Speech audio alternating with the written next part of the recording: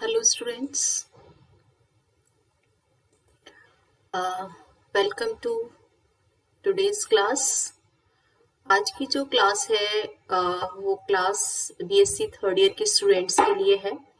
और ये जो क्लास है, इस क्लास के में हम बीएससी थर्ड ईयर का जो पेपर सेकंड है, ecology, environmental biology and evolution, ये जो पेपर है बीएससी थर्ड ईयर का, जो राजस्थान यूनिवर्सिटी से एफिलिएटेड कॉलेज है वहाँ ये पेपर चलता है।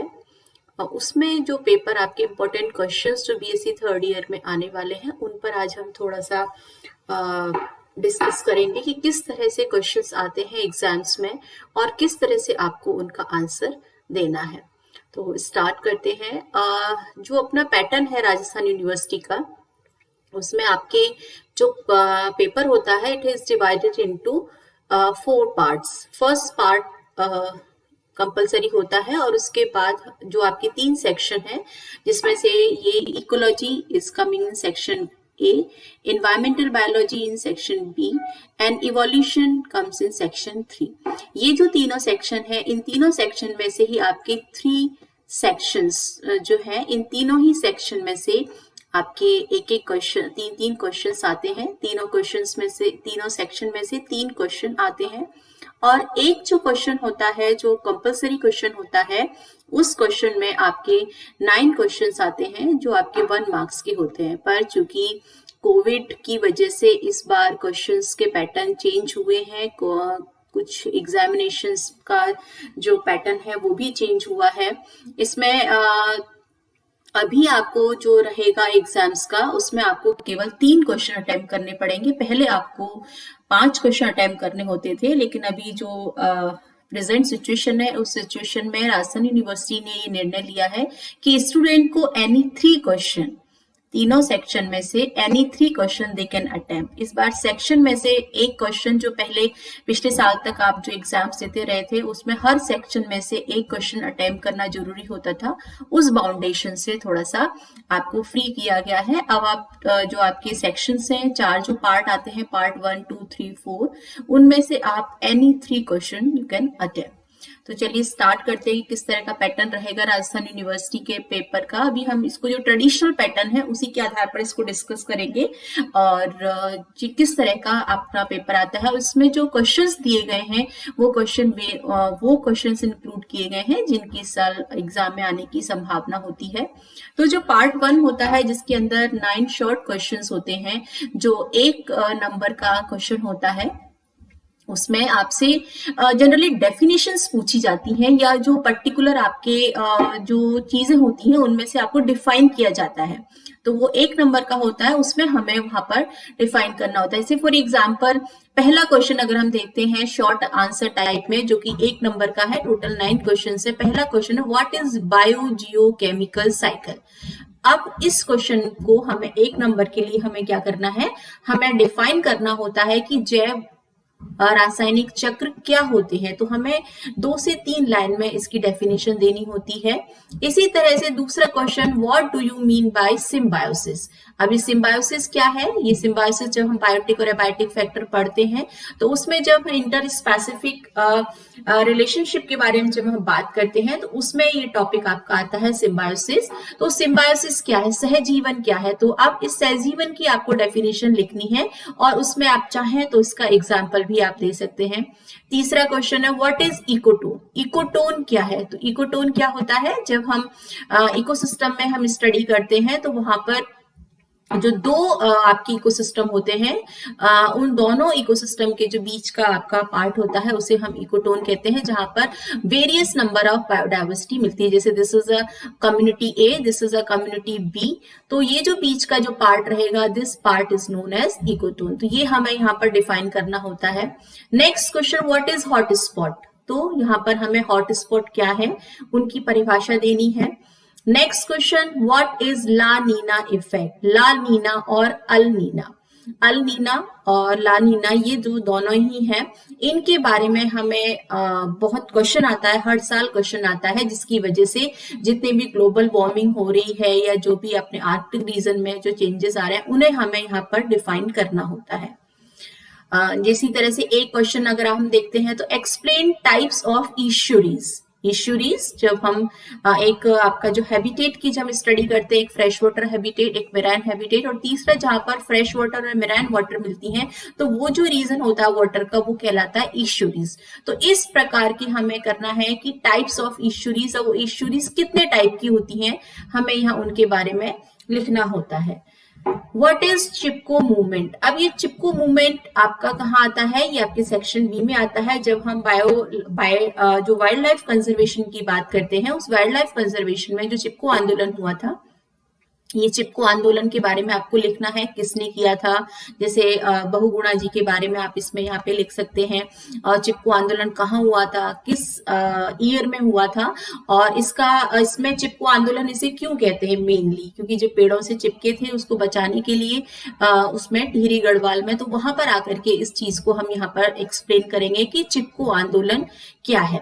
Then what is green house effect? तो जो ग्रीन हाउस इफेक्ट्स है, जितने भी CFCs जो आ रहे हैं अपने, और कार्बन डाइऑक्साइड वगैरह की वजह से जो भी जो ग्रीन हाउस इफेक्ट आ रहा है, उसके बारे में हमें यहाँ पर डिफाइन करना है।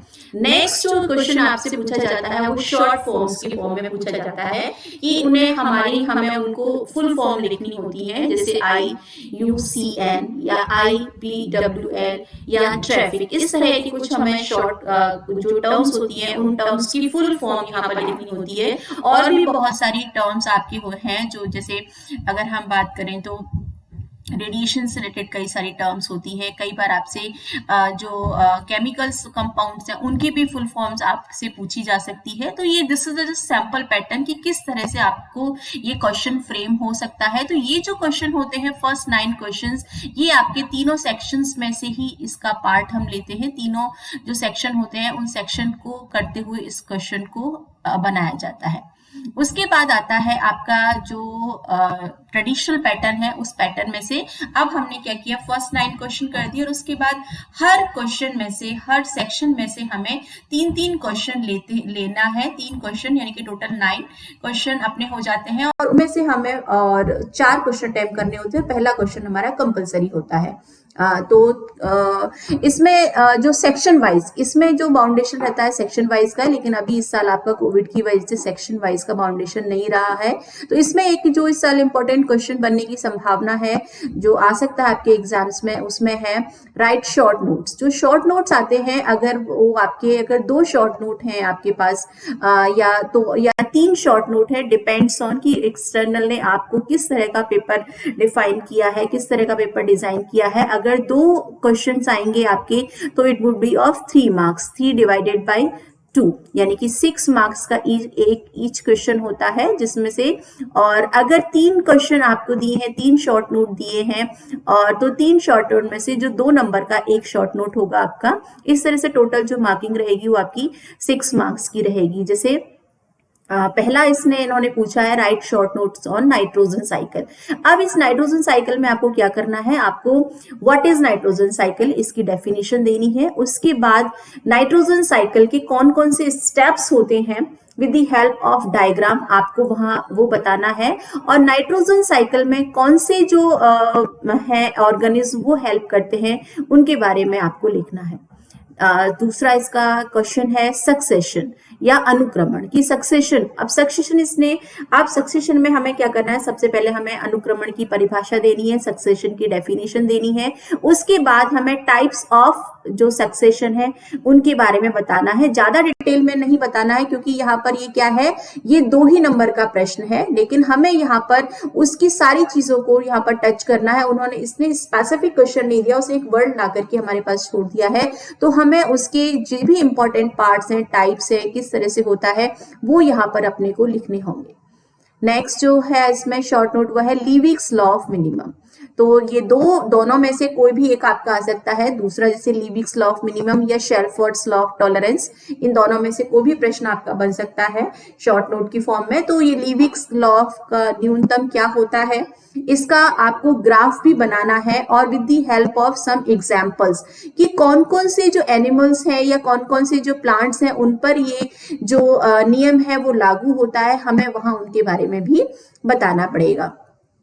इसमें एक दूसरा क्वेश्चन है, व्हाट इज पॉपुलेशन डेंसिटी, जनसंख्या घनत्व क्या है। अब यहाँ पर ये पूछ रहा है आपसे व्हाट इज जनसंख्या घनत्व। जनसंख्या घनत्व क्या होता है, एक पर्टिकुलर एरिया में जो एनिमल रहते हैं या जो पॉपुलेशन रहती है उसको हम किस तरह से कैलकुलेट करते हैं with the help of formula, वो आपको एक्सप्लेन करना है। Explain it in detail. अब आपको जनसंख्या घनत्व, उसके जितने भी फैक्टर्स हैं जो जनसंख्या घनत्व को प्रभावित कर रहे हैं और उसकी पूरी डिटेलिंग आपको यहाँ पर लिखनी, क्योंकि ये एक प्रश्न है और इस प्रश्न का 2 टुकड़ों में पहले में केवल हमने डेफिनेशन पूछी है फर्स्ट पार्ट में, लेकिन उसके बाद हम यहाँ पर क्या कर रहे हैं, उसको प्रभावित करने वाले प्रकार और कारकों के बारे में विस्तार से समझाइए। यानी कि कौन कौन से फैक्टर्स हैं जो पॉपुलेशन डेंसिटी को अफेक्ट करते हैं, उन फैक्टर्स के बारे में हमें यहाँ डिटेल करनी है। अगर वहां पर आपका ग्राफ है या कोई डायग्राम है तो वो डायग्राम, कोई फॉर्मूला है तो वो फॉर्मूला भी आपको वहां पर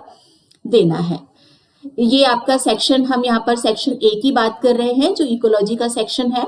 नेक्स्ट इसी में से एक प्रश्न बनता है, व्हाट इज इकोसिस्टम। अब इकोसिस्टम क्या होता है उसकी आपको परिभाषा देनी है इकोसिस्टम के बारे में, और describe the different ecological pyramid of an ecosystem. Ecological pyramid आपको पता ही है कि on the basis of trophic levels we have 3 types of ecological pyramid, pyramid of number, pyramid of biomass.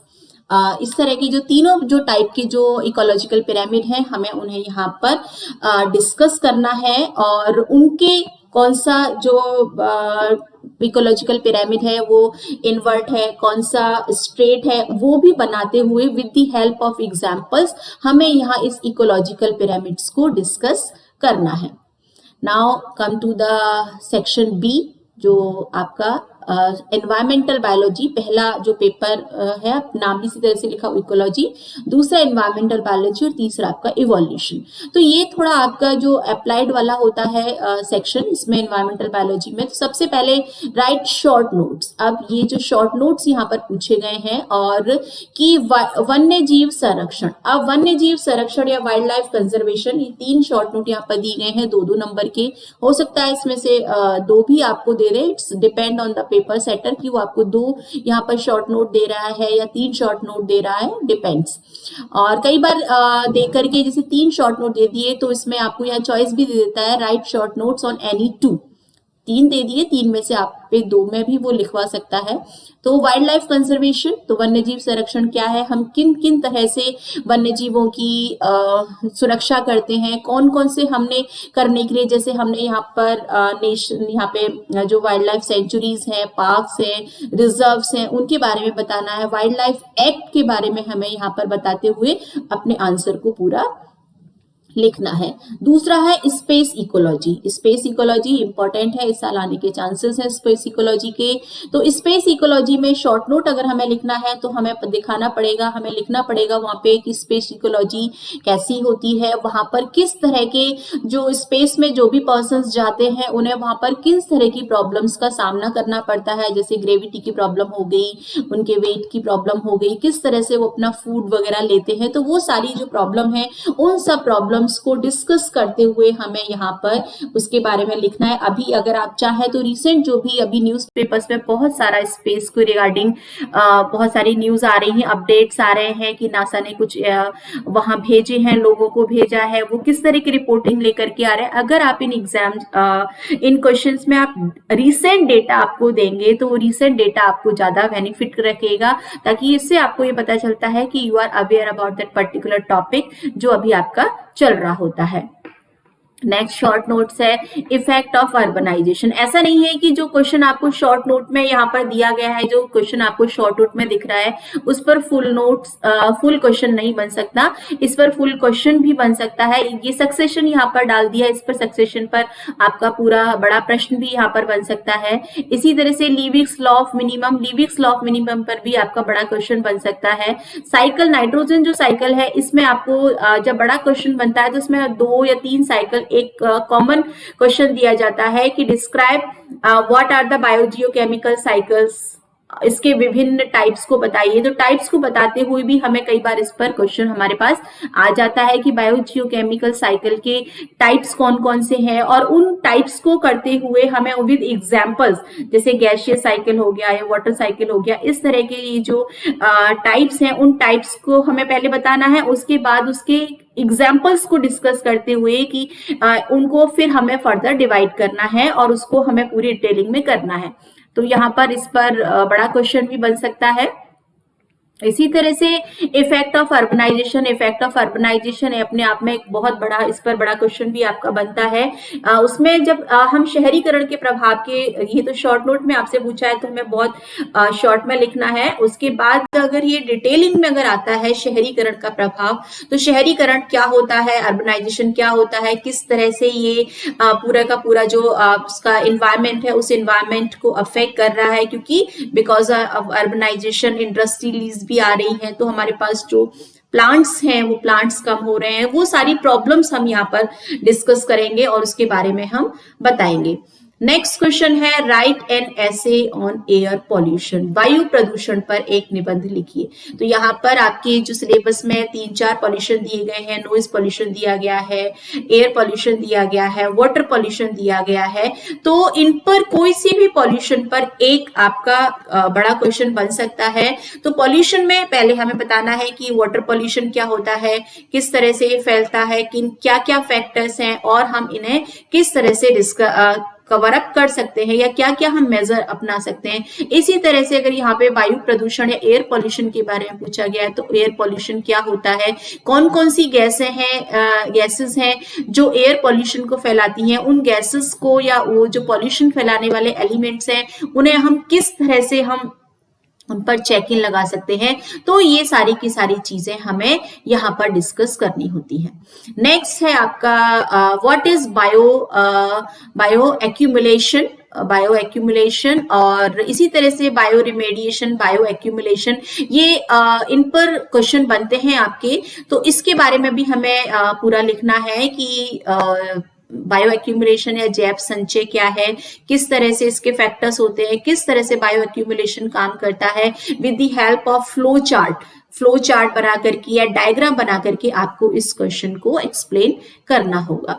Now we come to the section C. ये जो section C है ये आपका इवोल्यूशन इसके अंदर है, जिसमें हम किस तरह से मानव या जो भी हम आज आपको आधुनिक मानव दिखाई देता है उसका डेवलपमेंट किस तरह से हुआ है, तो वो हम उसके बारे में पूरी डिटेलिंग है। तो सबसे पहले इसमें जो दो मेन चीजें स्टार्टिंग में, लेमार्किज्म एंड डार्विनिज्म, इसमें दोनों ही हमने जैसे इसके अंदर इंक्लूड किए गए हैं। तो लेमार्किज्म और डार्विनिज्म पर आपके दोनों पर ही सिंगल एक बड़ा क्वेश्चन बन सकता है। जैसे इस पर अगर बड़ा क्वेश्चन बनेगा तो किस तरह से बनेगा, what is Darwinism and how it is different from new Darwinism. इसी तरह से अगर लेमार्किज्म की हम बात कर रहे हैं तो लेमार्किंग जो है, लेमार्क के सिद्धांतों को समझाइए और ये नव लेमार्कवाद से किस तरह से भिन्न है ना। या यू कैन से इसमें आपको कई बार डार्विनिज्म एंड लेमार्किज्म में अंतर लिखने को भी आ जाता है, या इस पर जो क्वेश्चन बनता है differentiate between new Darwinism and new Lamarckism, या Darwinism and new Darwinism, Lamarckism and new Lamarckism. तो इस पर कई तरह से इस तरह से क्वेश्चन बनता है इस चैप्टर पर। इसमें शॉर्ट नोट्स जो आपके आते हैं, जैसे म्यूटेशन पर एक अपने आप में एक बड़ा क्वेश्चन भी बनता है। I have try to cover up so many questions, ताकि आपको हम शॉर्ट नोट में उसको बता के हम उसमें ये भी डिस्कस कर सके कि इस पर बड़ा क्वेश्चन भी आपका बन सकता है। तो म्यूटेशन के टाइप्स ऑफ म्यूटेशंस किस तरह से होते हैं, change in chromosome number, change in chromosome structure, अगर क्रोमोसोम के नंबर में चेंज हो रहा है तो वो कितने टाइप के हैं, जैसे जिसमें आपको डिफाइन करेंगे addition, deletion, inversion and translocation. इसी तरह से क्रोमोसोम की संख्या में अगर चेंज हो रहा है तो वहां पर हम उसको भी डिस्कस करेंगे। तो इस पर शॉर्ट नोट भी बनता है और इस पर एक बड़ा क्वेश्चन भी बनता है। क्योंकि यहाँ पर शॉर्ट नोट दिया गया है तो आपको इन सब चीजों को डिटेलिंग में नहीं जाना है, लेकिन आपको बताना सारा ही है वहां पर आप इसको एक ग्राफ की फॉर्म में भी बता सकते हैं, फ्लो चार्ट की फॉर्म में, सॉरी, आप इसको फ्लो चार्ट की फॉर्म में भी बता सकते हैं शॉर्ट नोट में, लेकिन बड़े क्वेश्चन में आपको इसके पूरे विद एग्जाम्पल आपको यहाँ पर लिखना पड़ेगा। इसी तरह से आइसोलेशन मैकेनिज्म कौन कौन सी होती है, किस तरह से आइसोलेशन होता है, किस तरह से, क्योंकि आइसोलेशन कहाँ पर हेल्प करती है, ये आपके हेल्प करती है स्पेशिएशन, जो न्यू जो जाति उद्भवन जो होता है उसमें ये आपके हेल्प करती है फॉर्मेशन ऑफ न्यू स्पीशीज।